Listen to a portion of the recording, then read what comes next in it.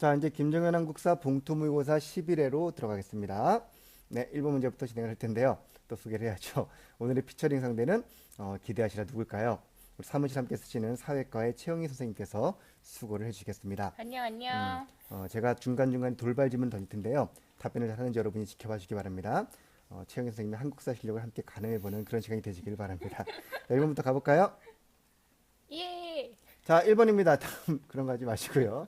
다음 유물들을 통해 알 수 있는 사실로 옳은 것은 되어 있는데 유물 사진이 두 개 나와 있는데 지금 문제는요. 시기 문제가 아닙니다. 여러분들 이런 문제 풀 때 성급하게 철기구나 하고 들어가지 마시고요. 문제에서 요청하고 있는 건 뭔가요? 유물들을 통해 알 수 있는 게 무엇이냐는 거죠. 즉 유물들을 가지고 알 수 있는 추론형 문제라고 보는 게 조금 적합하겠죠. 자, 첫 번째 사진에 있는 자료는 뭡니까? 이거는 명도전. 네, 명두전입니다. 누구나 알고 있는 건데 당당하게 말씀해 주셨고요. 심지어 우리 시험지에 써 있습니다. 명두전이에요. 명두전이라고 하면은 우리 춘추전국 시대, 특히 전국 시대 때 중국에서 쓰였던 화폐들 중에 하나죠. 오수전, 반량전과 더불어 그게 우리 한반도에 출토되고 있다는 얘기는요. 중국과 어떤 화폐적 교역이 있었음을 보여주는 게 아닐까로 보인다는 거고요. 두 번째 있는 거는 붓. 네, 붓입니다. 경남 창원 다월에서 나온 붓 유물인데 아무리 봐도 붓같이 안 생겼는데 어떻게 하셨는지 모르겠어요. 양쪽에 털이 이렇게 나와 있는데요. 네, 이렇게 털을 그려주고 있습니다. 이렇게 털과 함께 더불어 나무로 된 붓이 출토가 되기는 쉽지 않은 일인데 경남 창원 다오리 유적은 습지 유적입니다. 그래서 중국제 붓이 원형 그대로 거의 출토가 되어서 세간의 이목을 끌었던 그런 유적지였고요. 특히나 이게 중국에서 온 거라는 걸 알 수 있는 가장 큰 특징은 우리 그 겉에 있는 오칠 때문이었죠.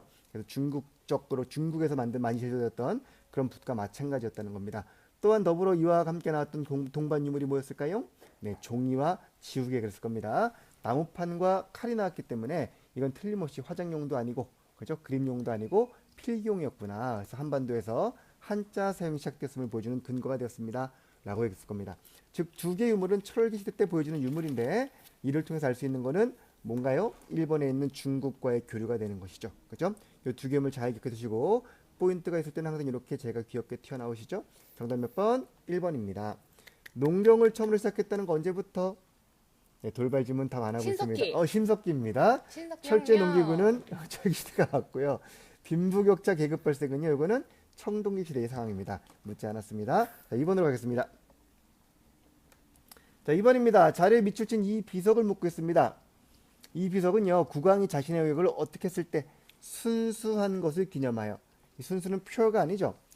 직접 가서 행차했다 그런 뜻입니다. 기념하여 세운 비석으로 순경비 또는 척경비 경계를 개척한 비석이라고도 한다라는 것이죠. 자, 이와 같은 비석을 만들었던 왕이 있습니다. 신라왕이죠. 이른바 순수비를 만든 그 왕의 이름은 진흥왕. 진흥왕입니다. 순수비. 좀 써주시죠. 진흥왕이라고요. 예, 진흥왕이고요. 그렇게 쓰면 안 써집니다. 또박또박 써야 됩니다. 이건 되게 정직하기 때문에 한 획 한 획 또박또박 쓰여야지만 쓸 수가 있습니다. 네, 진흥왕 순수비로 어울리는 거 찾아보란 문제인데요. 1번에 있는 적성비는 순수비가 아니라 그랬습니다. 적성, 당양 지역에 있었던 야이차라는 인물이 이 지역을 신라가 탈환할 때 세운 공이 있었기 때문에 공을 기념하여 세운 공적배 성격이라고 했었고요. 냉수비는 누가 만든 거? 지증왕 때 만든 것이었고 남산 신성비는 남산을 지었을 때 그 남산에 축조한 그 지역의 책임자를 다 정해가지고 그 책임자가 3년 이내에 만약에 이 산성에 뭔가 문제가 생긴다면 내가 에이스 하겠다. 그런 걸 약속한 비석이라고 했을 겁니다. 이렇게 척경비로 대표적인 거는 황추령비 몇 번? 3번이 되겠죠. 일단 순수비 잘 기억해 두시고요. 자, 우리 순수비 여러분 4개 기억해야 됩니다. 첫째, 순서대로요. 맨 처음은요. 무슨 비석?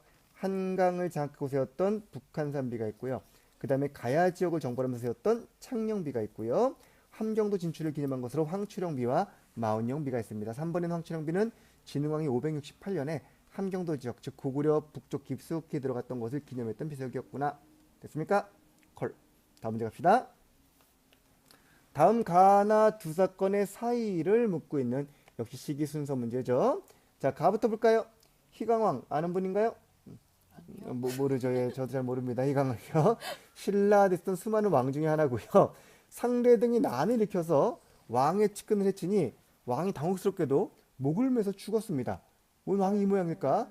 왕권이 강합니까? 약합니까? 매우 약한 모습이고요.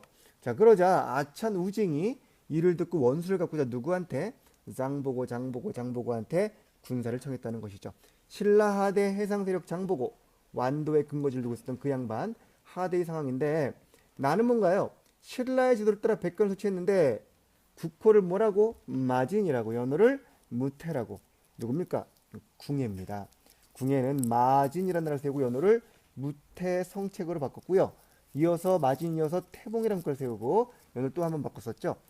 수덕만세라든가 정계라든가 이런 식으로 궁예기인데 궁예가 이렇게 마진이라는 나라를 세운 거 나중에 맨 처음 후고구려를 이렇게 바꿔서 만들었던 거는 904년경 일이었거든요. 그러니까 신라하대 끄트머리입니다. 제가 신라하대를 보더라도 하대 안에서도 하대 초기인지 혹은 중간쯤인지 마지막인지를 세 개의 사건으로 구별했을 겁니다.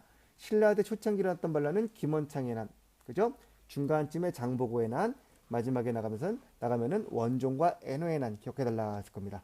나는 바로 원종과 애노의 난보다 뒤에 나온 일이었고요.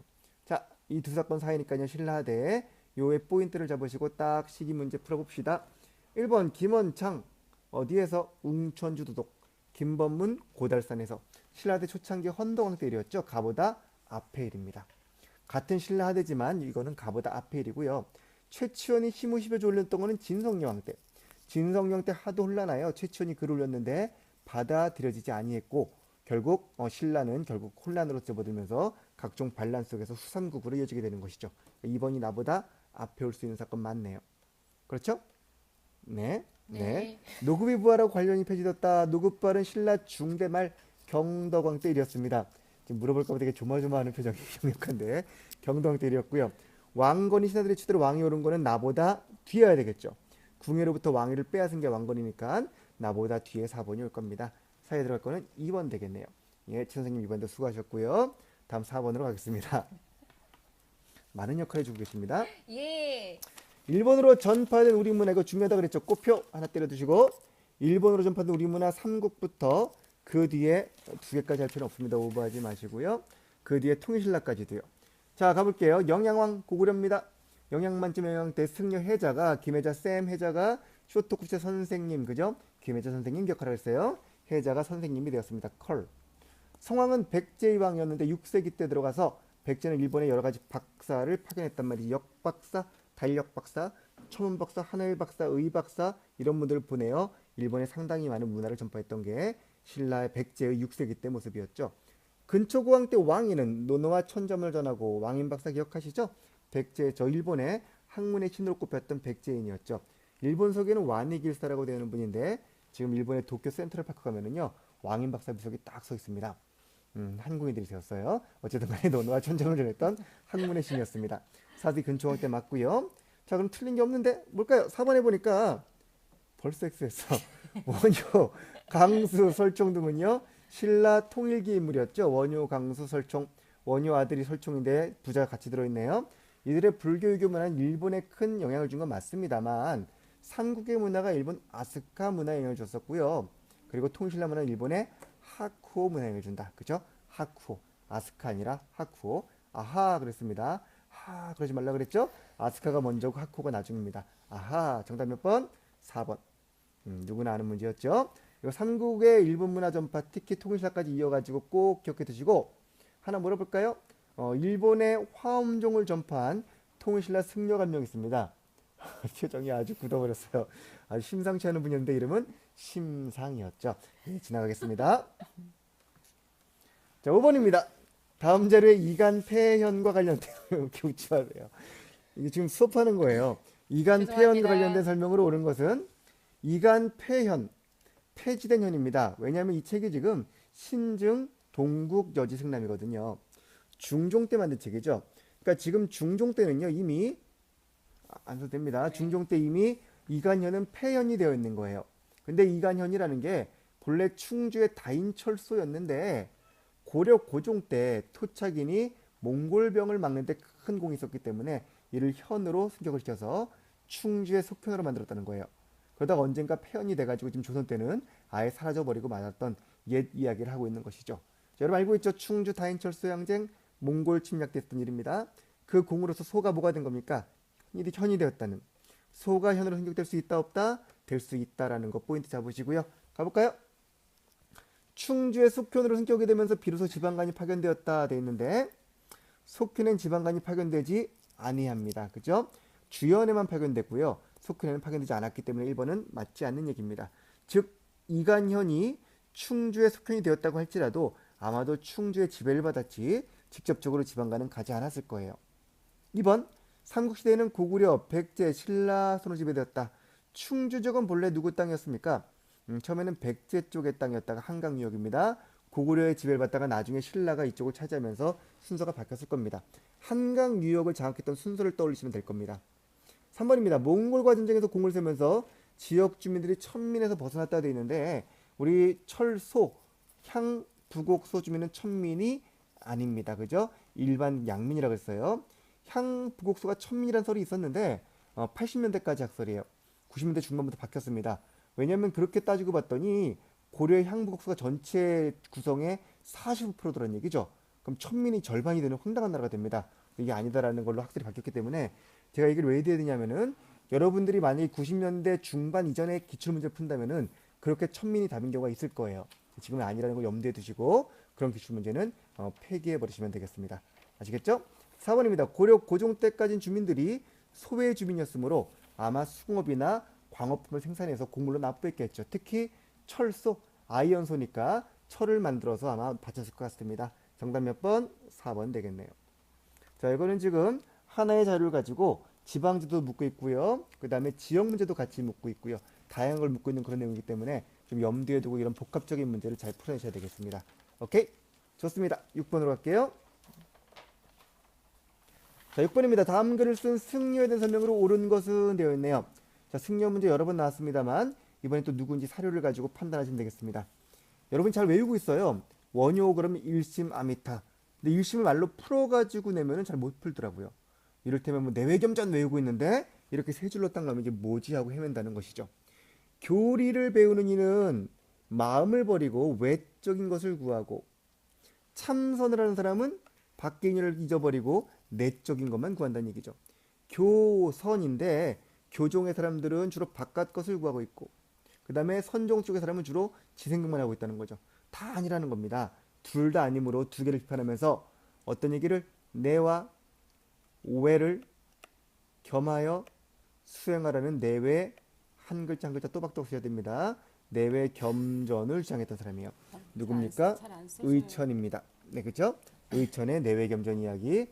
의천하면은 교관겸수 내외 겸전. 진우라면은 뭐 있습니까? 네, 정해쌍수, 도노점수 등이 있죠. 네, 지금 이건 의천입니다. 고려 중기 승려고요. 가볼까요? 이분은 고려 중기에 국왕의 명을 받고 유학까지 갔다 왔던 왕의 아들이었던 왕자님이었단 말이죠. 그래서 교종을 중심으로 통합하려고 하고 이를 바탕으로 선종까지 끌어안으려고 했었던 교선 일치를 추구한 인물이었습니다. 정답 몇 번? 1번입니다. 의천 잡으시고 답 1번이구나 찾았지요?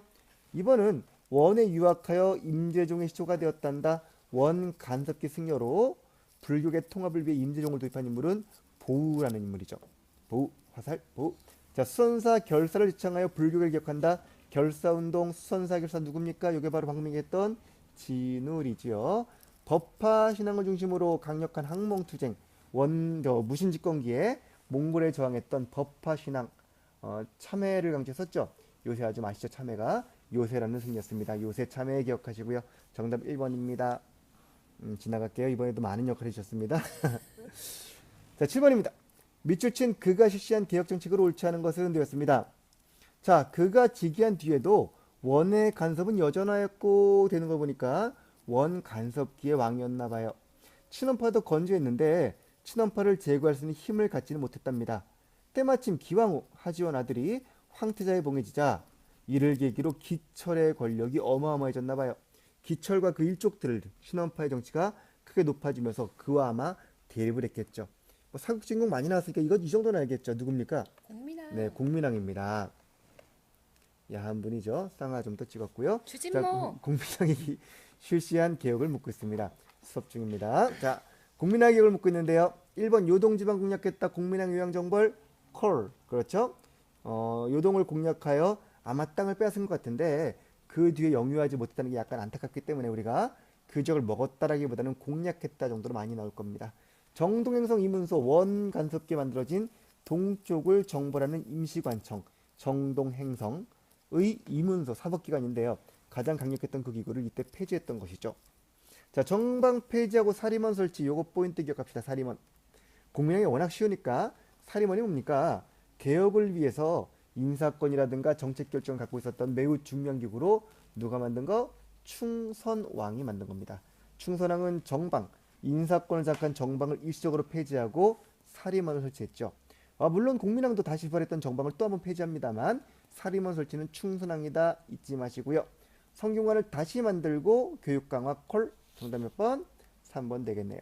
우리 국민왕 기억은 놓치지 마시고 꼭 정리하시되 흥왕사해변 이전과 이후를 나누어 시기적으로 같이 판단해 두시기 바랍니다.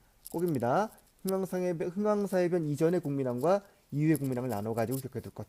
됐죠? 자, 다음 문제 갈게요. 8번입니다. 밑줄 친 국왕 제2의1로 옳지 않은 것은 되었습니다. 또 왕 문제죠. 이번 회차에는 왕 문제가 좀 많이 있어요. 이 왕이 어린 나이로 즉위하여 누가 수렴 청정했답니까? 문정왕후. 이번엔 전인하죠. 문정왕후가 수렴 청정하자 이거 문정왕후 전인하마를 모르는 분들이 많더라고요. 너무 옛날 일이에요. 네. 나이대를 스스로 가늠하시면서 전인을 내가 알아? 하는 분들은 좀 반성하셔야 될 겁니다. 반성이 아니라 찌끔하셔야죠. 말 실수했네요. 나이 많은 게 무슨 죄라고 그죠? 자, 불교의 교사가 확정되었답니다. 문중왕은 누구를 증용하여? 보우. 자, 아까 우리 윗문제에서 보우가 있었는데요. 다른 보우입니다.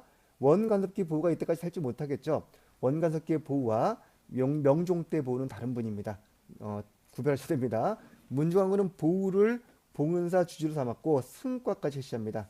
또 삼포해란 이후 외인들이 침략했으나 이를 격퇴했다고 나오는군요. 외인들의 침략이 아마 뭡니까? 이게 을묘외변이라는 사건이고요. 이 왕이 누굴까요? 문종왕후의 아들내미는 바로 명종이라는 분이죠. 명종 제1로 옳지 않은 것을 묻고 있습니다. 자, 비변사의 첫 설치는요. 자료에 나와 있는 삼포회란 때입니다. 그죠? 비변사 포인트 꼭 기억할 것. 변란의 변방의 일에 대비하는 임시관청으로 15세기, 16세기 중종 때 여진과 왜구를 대비할 목적으로 만든 임시기구였으나 을묘변 이후 즉 명종 이후에 이게 점차 상설화되기 시작했었죠. 첫 설치는 중종 때, 명종 때는 상설화. 정답은 1번. 자, 나머지 명종의 업적 기억합시다. 수조권 분급제도가 폐지되었다. 직전법이 완전 폐지된 게 1556년 명종 때였고요. 사발생 왕실 외척간 대립을 무슨 사화? 을사사화였죠. 임꺽정, 황해도 경기도에서 난을 일으켰던 임꺽정의 난도 역시 명종 때 일이었습니다. 됐나요? 이 시기 어려웠던 환경 속에서 나라에서 만든 책도 있었습니다. 농민들 굶어 죽지 말고 열심히 살아내라고. 죽으면 안 된다. 세금 내야지. 그러면서 구황촬료라는 책이 있었죠. 구황촬료. 그 안에는 여러 가지 나무 껍질 먹는 법, 도토리 먹는 법 등이 있는데 여기에는 고구마, 감자는 들어있지 않다. 그죠? 명종 때니까. 임진왜란 이후에 고구마가 들어옵니다. 이런 거 정말 페이크 치기 좋은 문제인데 아직 나온 적은 없습니다. 자, 9번으로 갈게요. 자, 9번입니다. 고려 전시과에 대한 설명을 옳은 것은 전시과 지도서 문제 역시 OX 문제입니다. 하나씩 가볼게요. 군인의 유가족한테는 군인전을 유품위 학관료의 자제로서 관직에 오르지 못한 사람에게는 구분전을 돼 있는데 군인전은 군인들에게 주는 겁니다. 군인이나 하급관리 유가족한테 준 거는 구분전이고요. 그리고 유품위 학관료 자제로서 관직에 오르지 못한 사람은 무슨 전을? 구분전이 아니라 한가로운 인간 즉 한인전을 받았어요. 구분전은 입의 분수를 지키세요 그러면서 군인들의 또는 하급관료 유가족들이 자기의 그 말하자면 이제 명예를 지키라고 준 땅이었겠죠. 그리고 구분전이었고 그리고 육품이 학관료인데 아직 관직을 오르지 못했다. 그럼 한 가지 백수지 그러면서 한인전을 주었던 것이죠. 이런 거 잘 항목을 기억해 주셔야 되겠고요. 2번 개정전시과는 우리가 딱 알기로 몇 번째? 두 번째죠. 시정, 개정, 경정. 개정은 목종 때였는데 이때는 인품이 빠지고 관품만 남았다더라. 그렇죠? 관품만 남고 인품 빠졌으므로 아님. 자, 3번 중앙과 지방의 각 관청에는 무슨 전을? 공회전을 주었고요. 내장전은 어디다 준 땅이라고 그랬나요? 내는 왕실을 일컫는 말입니다. 내장전은 누구한테? 왕실에게 준 땅이겠죠. 네. 물어보지 마세요. 국내부라든가 내자는 항상 왕을 말하는 겁니다. 내시 있잖아요. 내시. 내시가 뭐예요? 왕 옆에 시중 드는 게 내시예요. 내시입니다. 또는 뭐 고자라고도 하죠. 내시들이 그래서 옆에서 쫑알쫑알 떠드는 거를 고자질이라고 하기도 하시죠. 그런 어원이 거기서 나온 겁니다. 내시가 고자니까 너 고자질하니 그런 거는 뭐 내시니 그런 거예요. 몰랐군요. 자, 4번입니다. 경종 때 처음 전시과를 만들었으며 경종 때 시정, 목종, 문종지나 완성된 게 경정 전시과이죠. 정답 4번 되겠네요. 그죠? 문종 때는 지급대상을 누구에게로? 현직 관료에게만으로 제한했단다. 좋습니다. 패스. 10번입니다. 다음 절에 가에 들어갈 내용으로 적절한 것은 세종 때 폐지됐던 6조 직계제가 전격 부활되었다. 6조 직계제의 부활. 아나요? 누굽니까요? 네, 세조입니다. 네. 태종 때 6조 직계를 만들었었죠. 이태종이 6조 직계를 만들었고요. 그 다음에 이세종 때 이게 의정부사로 바뀌었다가 이세조 때 가서 6조 직계가 다시 부활하게 됩니다. 네. 모든 국사가 몇몇에게 맡겨졌기 때문에 안 되겠다 그러면서 다시 왕이 모든 것을 담당하는 6조 직계를 부활했던 그 왕, 세조입니다. 세조는 왕권을 강화했던 왕입니다. 따라서 내용을 봤더니 왕의 권한을 강화하는 데 크게 기여했다. 이와 더불어 했으니까 아마도 가야 될 거는 세조의 왕권 강화책이 되겠죠. 그렇죠? 그만 보더라도 선지는 아마 나올 것 같습니다. 백성들의 억울함을 해결하고자 신문고를 만든 건 누구였을까요? 이건 태종이에요. 그죠? 홍문관 관원 모두에게 견을 시켰다는 거는 왕권이 약하다는 거거든요. 세조는 세종 때 만들었던 집현전을 폐지시켜버렸고 언론을 금지합니다. 그랬다가 다시 그 뒤에 성종께서 홍문관을 설치하고 경연을 부활시켰기 때문에 이번은 성종의 업적. 3번 공신을 견제하고자 살인을 등용한다. 역시 언제부터? 성종 때 김종직과 그 문인들로부터. 4번 언관을 견제하고자 집현전 폐지. 요거 답 되겠네. 그죠? 왕권 강화를 위해서 집현전을 폐지했던 게 세조였습니다. 됐나요? 자, 11번으로 갈게요. 조선시대 유양소에 대한 설명으로 적절하지 않은 것은 11번 문제입니다. 유양소라는 매우 중요한 기구를 묻고 있습니다. 향촌에 머무르는 관료들의 모임, 그죠? 지방에 머무르는 인간들, 현직관료는 아니지만 전직 관료거나 또는 유력한 지방민이거나 이런 지방 유지들이 모여가지고 지방 자치를 추구했던 그런 관청이 유양소였죠.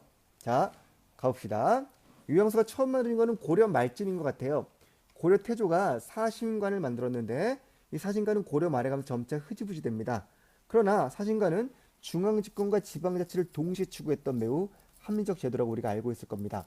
그래서 이 사신관이 분화하여 유양소와 경지도가 되었다라는 말 들어봤을 거예요. 1번은 맞는 얘기입니다. 고려 말의 원간섭기 이후로 지방에 대한 통제력이 약화되자 지방의 많은 신진사대부들이 우리가 자치한다 그러고 만든 게 유양소였습니다.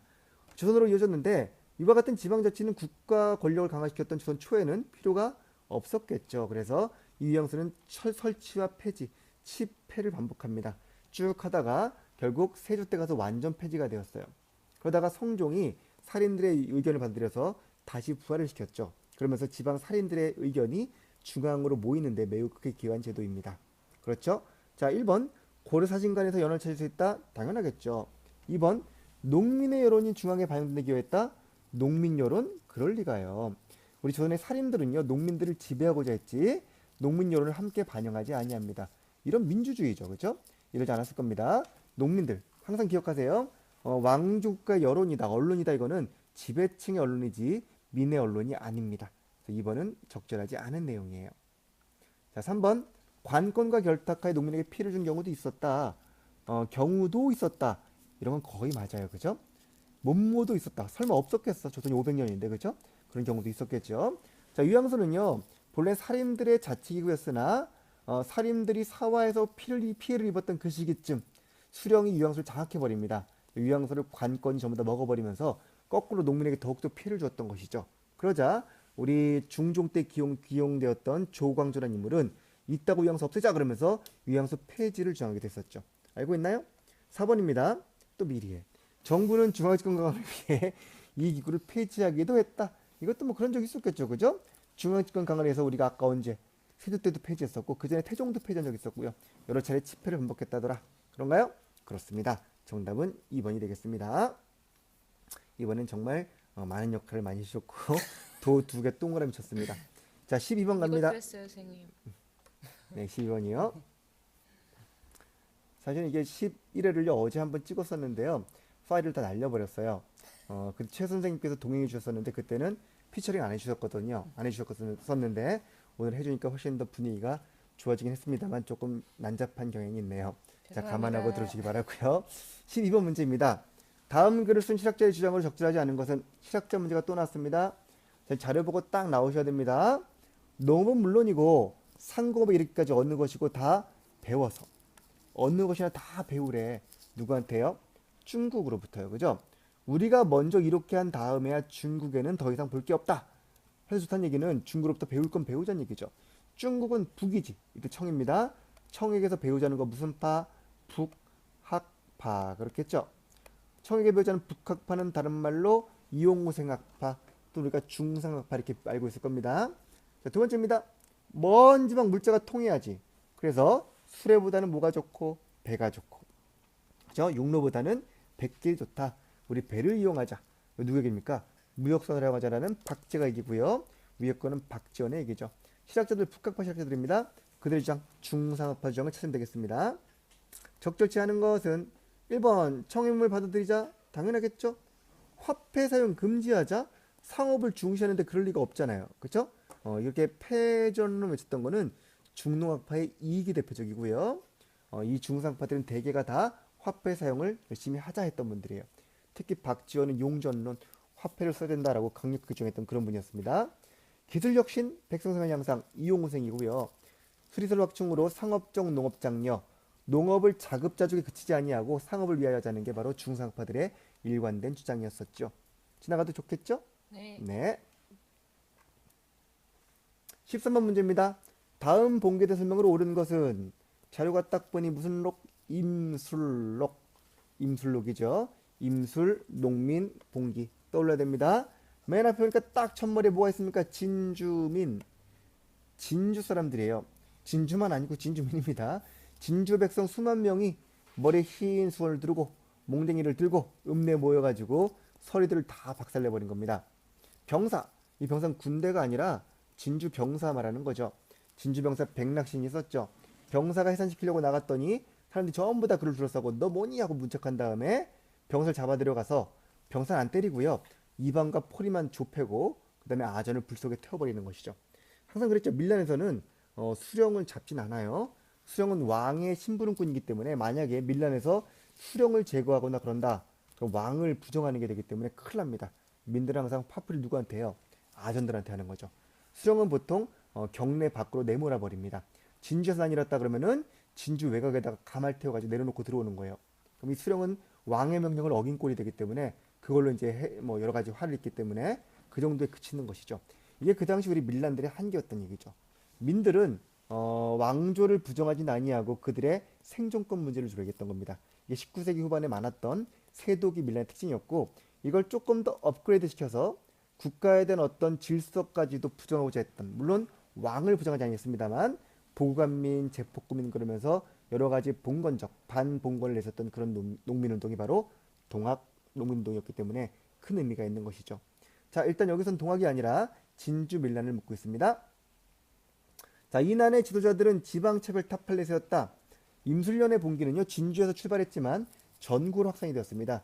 이건 지방 문제가 아니라 전국적인 문제였고 그래서 국가에서 대응책을 마련할 수밖에 없었다 그랬을 겁니다. 지방차별 타팔레스 운동이 있다면 홍경래인안이 있죠. 2번 집강소 요거는 동학농민운동 때 나왔던 얘기고요. 밀란 결과 근본적 계획이 이루어졌을까요? 우리 그런 적 없죠 거의. 정부는 백성을 살리기 위해서 뭘 만들었다? 삼정 이정청을 만들었다. 삼정 문란을 해결하는 이정은 정리를 거꾸로 쓴 겁니다. 방정리해라 정리 거꾸로 쓴 거 삼정 문란을 정리하는 관청이었는데 이건 몇 달 만에 폐지가 되고 말았어요. 결국 나중에 대원군이 집권한 다음에야 삼정 문란이 부분적으로나마 해결이 되었겠지요. 예, 다음 문제로 가겠습니다. 한마디라도 하고 넘어가시죠. 너무 네. 어려워요. 14번입니다. 다음 여행기에 가해에 해당한 나라에 대해 설명을 옳은 것은 강화산성 북문으로 가는 도중에 강화산성입니다. 고려시대 몽골 침을 피하여 왕이 머물렀던 고려 공터가 있겠죠. 강화도는 왕이 피난 갔던 곳이니까요. 이곳에서 가장 관심을 갖게 한 것은 뭐랍니까? 외규장각입니다. 규장각은 정조 때 만든 건데요. 강화도가 예로부터 워낙 안전한 곳이었기 때문에 왕실 도서 중에서 중요한 것들을 모아가지고 강화도의 서부 규장각을 만든 게 바로 외규장각입니다. 근데 가에 의하여 서적이 전부 다 박살나시고 은계도 약탈당하시고 건물도 불이 탔다는 얘기죠. 그쵸? 누굽니까? 이게 바로 프랑스죠. 프랑스가 병력일 때 침략해서 뭐 우리가 강화도를 먼저 침략했다지 몰랐기 때문에 침략당해서 외교전투를 다 약탈당했다는 슬픈 이야기를 전해드린 적이 있을 겁니다. 자, 프랑스를 묻고 있는 문제입니다. 쉬운 문제죠? 1번 로드 아머스트를 보내 통상을 요구했다.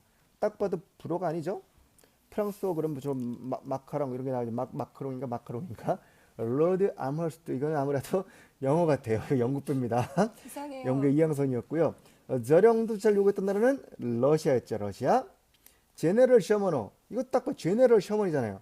미국. 제네럴 장 미국이죠. 그렇죠. 미국의 신미영대기입니다. 안 써있는데 대답하셨습니다. 미국의 신미영대고요.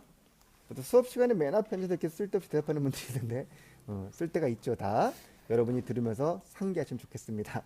우리나라와 조약을 체결해 천주교포를 허용했단다. 이게 바로 프랑스 되겠죠. 조프 수교가 1886년 우리나라 조약을 맺어가지고 천주교포를 허용했었는데 아마도 프랑스 신부들 우리가 죽였던 병인박해 앙금 때문에 꽤 늦게 가서야 다른 나라보다 상적으로 늦게 프랑스의 조약에 체결된 게 아닐까 하고 말씀드린 적이 있을 겁니다. 기억해 두시기 바랍니다. 프랑스는 천주교 포교 허용. 오케이? 프랑스 관련된 배가 하나 있긴 있습니다. 이거 알면 좋은데 독도 문제가 우리 국가적에 나왔었죠. 독도를 발견하고서 자기네 배의 이름을 따가지고 리앙쿠르 락이라고 이름을 지었습니다. 지금도 불어로 리앙꼬르라고 해요. 리앙꼬르. 그래서 지금도 유럽에서는 독도를 리앙꼬르락이라고 부르기도 해요. 발음이 구려요. 자, 패스하겠습니다. 15번. 미치친 상황이 발생하게 된 이유로 가장 적절한 것은 좀 수업 분위기를 내려고 초빙을 했는데 이게 좀 정말 발음이 구려요. 방송 분위기가 되어버렸습니다. 자, 발생하게 된 이유를 묻겠습니다. 이모곤란을 일으킨 구직군인들은 월급을 받지 못하여 둥둥둥 좋단 말이야. 이모곤란은 군인들의 변란이므로 군인들이 있는 건 당연하겠죠. 그런데 여기 문제는 뭐냐? 이 지역의 빈민들이 왜 이모곤란에 합세냐는 겁니다. 군란에 왜 민들이 갔을까? 백성들이 봉기하는 건 이유가 딱 하나밖에 없다 그랬죠. 먹고 살기 어려워서. 당시 경제 문제를 떠올려야 됩니다. 자, 빈민들이 가세했던 이유는 1번 청상인의 내륙 진출 때문이었다 돼 있는데 우리 알고 있죠? 청상인 내륙 진출은 조청, 상민, 수륙무역전쟁 이후 그 조약은 언제였습니까? 이모곤란 결과였습니다. 그래서 아직은 청상인 내륙 진출하기 전이었죠. 2번 일본으로의 미국 유출이 늘면서 쌀값이 상승했단다. 이모곤란 전에 이미 일본은 강화도 조약을 통해서 쌀 유출을 점차 심화시켜 나가고 있었고 특히 1880년에 부산에 이어서 원산이 개항됩니다. 그러면서 원산의 평야지대에서 미국 유출이 막막 늘면서 쌀값이 올라가고 있었고요. 그에 따라서 쌀로 월급 받던 군인들이 월급 받지 못한 것이었고 이는 백성들에게 상당히 곤궁했던 중요한 배경이 되었겠죠. 정답은 2번이겠네요. 3번 민씨정권의 친청선 정책은 언제부터? 역시 이모곤란 이후부터였고요. 이 당시 빈민이나 군인들의 가장 큰 주적은 주적 좀 이상하다. 주적은 그 당시 청이 아니라 어디였습니까? 일본이었습니다. 그죠? 러시아와 수교 이후 열강 각축에 대한 불안감. 조러 수교 언제부터입니까? 조러 수교는 1884년이었습니다. 그러니까 이것도 말이 안 되는 얘기죠. 네, 좋습니다. 15번 패스할게요. 자, 16번 문제로 갈게요. 밑줄근 이 조약에 체결된 조항으로 옳지 않은 것은 자, 조항을 묻고 있지만 조약부터 알아야 되겠죠. 이걸 혹시 뭔지 아나요? 우리 대황제폐하께서 강경하신 성의 황제의 의로 거절하기를 그치지 않았으나 이 조약을 체결해버린 거야. 그놈이 누구예요 지금? 이토 후작이에요. 이토 히로부미죠. 아직 통감이 아니라 후작이라고 되어 있는데 저 개 되지만도 못한 우리 정부의 대신들이 5마리의 오적들이 이렇게 나라를 팔아먹고 결국 500년 종묘사직을 남에게 들어바쳤다고 되어 있습니다. 밑줄 그는데 신경 쓰시기 바랍니다. 자, 이 조약은 바로 뭡니까? 이 글은 장지연의 시랴 방성대곡이고요. 시랴 방성대곡 디스데야말로 소리를 목을 놓아 크게 울라리다 그런 뜻이었죠. 이 방성대곡이 나오게 된 이유는 뭐 때문에? 을사늑약 때문이라고. 어제도 조약이라서 제가 늑약으로 잡아드렸는데 또 조약이라고 하네요. 을사늑약으로 하는 게 좀 더 좋습니다. 네. 늑은 강제 늑자입니다. 강제로 체결한 조약이라는 뜻이에요. 물론 뭐 을사조약해도 괜찮습니다만. 네. 자, 이 조약에 대한 조항을 옳지 않은 것은요. 민영환, 조병세 자결했죠. 이상설, 민영환, 조병세 자결. 이상설은 상소도 올렸습니다. 그렇죠? 상소 올리고 받아들이지 이상소를 자결 안 했죠. 민영한 지방의 자결. 이상소는 상소 올리고 받아지지 아니하자 저기 북간도 올라가서 서선서숙을 차렸던 그런 분이었습니다. 자, 유생 출신 유인석이 이끄는 의병이 충주성을 점령했단다. 유생이었던 유인석의 충주 점령은 을미의병 때입니다. 유인석이 물론 나중에 정미까지 활약합니다만 을사 때는 아니었어요. 특히나 을사 때는 충주성 점령한 적도 없었고요. 유인석은 을미 때 활약하시고 연해주로 가서 나중에 정미의병 때 13도 의군을 이끌고 국내 진공을 계획하다가 실패해 가셨던 그런 분이었습니다. 정답은 3번입니다. 이건 을미 때구나. 네. 나철 5.25 을사오자 감살단 이른바 자신해를 수식했던다. 맞는 얘기고요. 됐나요?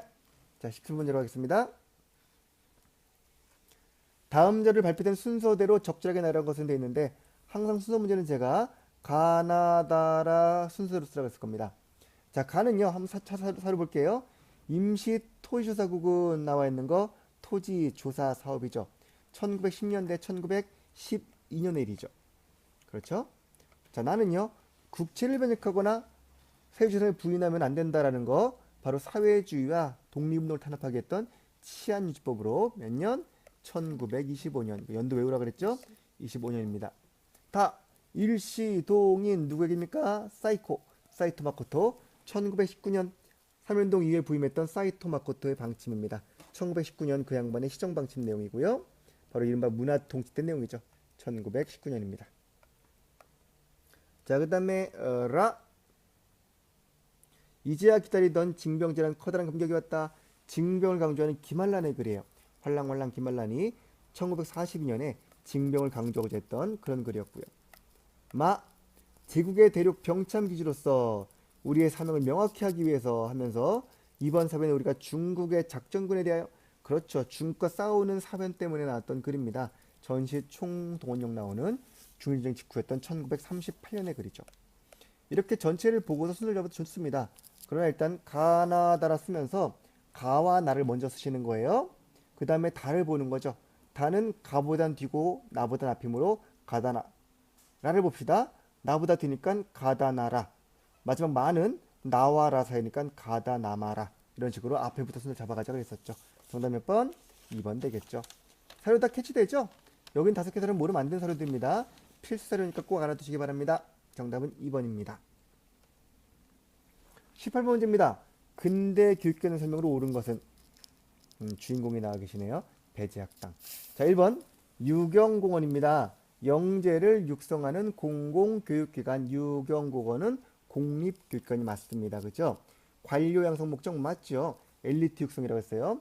이때는 과거제가 폐지되기 전이었기 때문에 신문제도 있었죠. 이 당시 과거를 보기 위해서 특히 양반 자제들을 입학시킨 게 틀림없었겠죠. 과거라기보다는 이제 근대 관료 양성을 위해서.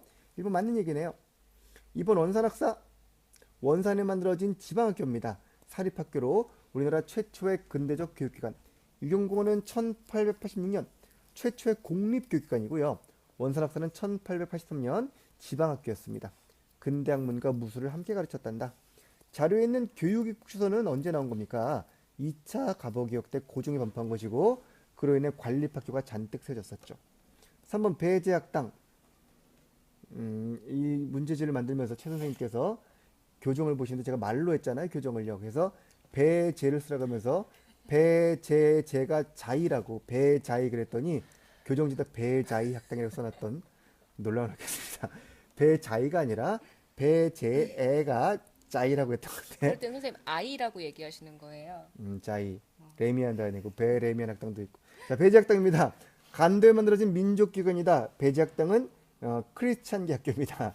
1885년 기독교를 학교 중에서는 최초의 학교라고 알면 되겠습니다.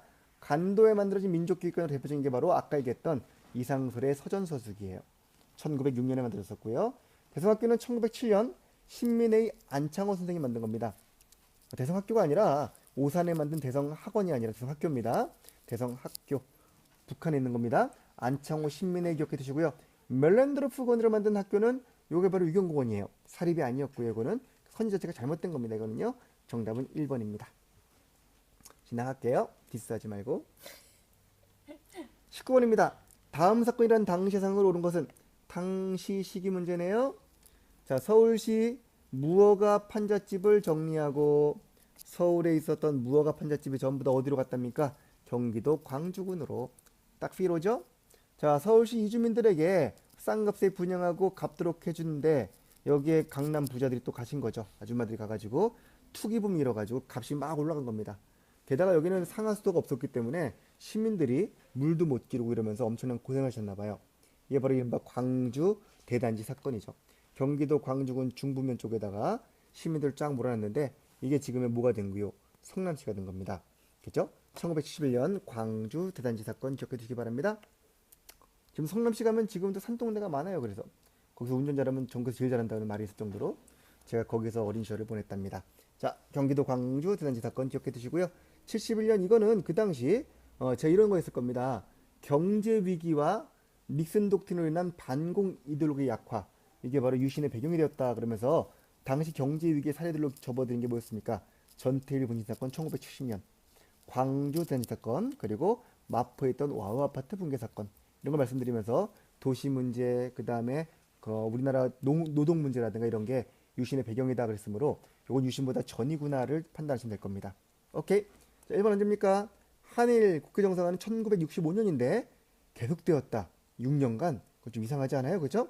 65년에 국회 정상화가 이루어집니다. 그리고 그때 탱크를 동원해 진압했기 때문에 그 뒤에는 계속되지는 아니했습니다. 물론 간간히 있을 수는 있지만 이렇게 얘기하면 좀 어렵겠죠. 1965년이고요. 3조왕은 언제입니까? 이거는 전두환 정부 때죠. 설마 경제 가르치는 선생님이 모르지 않겠죠? 3조왕은 전두환 정부 때 80년대 일입니다. 그죠? 3조왕, 예. 3조가 혹시 뭐가 낮은 거죠? 네, 3번이요. 대통령의 긴급조치권과 국회상권이 부여되었다. 이건 유신 때죠. 박정희 정부 때. 경부고속도로 개통, 이게 1970년이었고요. 사회 간접 자본으로 이때 각종 자유무역지구, 이리, 지금의 익산이죠. 라든가 마산이라든가 나아가 포항제철이 70년에 만들어진다든가 이런 식으로 이 당시는 중화학공업으로 전환을 위하여 사회 간접 자본, 인프라 구축이 쫙 일어나던 그런 시기였겠죠. 그게 이제 70년대 가서 중화학공업 중심의 3, 4차 경제개발 계획의 뿌리가 되었겠죠. 정답 몇 번일까요? 4번이겠군요. 그렇죠? 네. 네. 라스트 20번입니다. 빗금지 인적 관련된 사실을 옳지 않은 것은 자, 지금 여기 빗금지 지역은 평안도 지역입니다. 이번 국가직 문제 의주 나왔었죠.